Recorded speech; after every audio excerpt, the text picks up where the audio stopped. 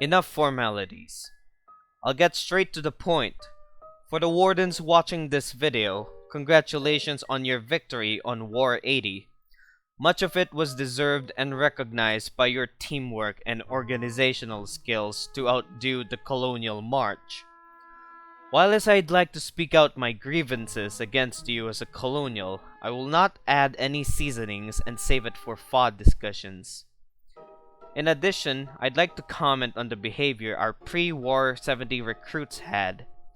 Their egos led them to underestimate the Wardens at War 80. Victory has softened the Colonial recruits. I hope this comes as a reality check to never lower their guard, nor give up in the face of enemy Wardens from here on out. Moving forward, I'd like to address a few things to my fellow Colonials. First off, a request to re-evaluate our overall military strategy, from here and onward. With the coming of new soldiers to our theater, they had participated on every front they fought on, from God's Croft to Fisherman's Row. The actions and contributions of our fellow men have not gone unnoticed. That is to say, we have observed that our shortcomings were mostly based on the fact that veterans had neglected to rally their independents. Instead, left most of them to their own and having to self-assign to their own units without giving such direction. Plus the fact that we left their own achievements to shadow, that they resent us for it. Let us be reminded that we are here to give these recruits a chance, to let them feel glory in their entire military career, from shooting with their rifle to proactively participating in sorties across the Rhine. We've learned this and more, and hopefully this lesson will improve our interpersonal relationships with our War 80 recruits. Now for my own personal thoughts on this war. I'd say I had not complained about our tech, not even once from Foxhole campaign maps to World Conquest Official. I made no complaints about how things proceeded in Colonial Sigil because my high-ranking peers are people I trusted the most without question. Not once has the thought of giving up came to mind. Colonials. We lost our one and only chance to win World Conquest and bring this story to a close. We understand. War is persistent, a principle that became the founding core value in the Colonial Legion. If the Wardens are smart, we must be smarter. If our enemy has grown, so must we. If war is persistent, so should we. War 80 was one of the most important wars there is all around. The chance will never come again.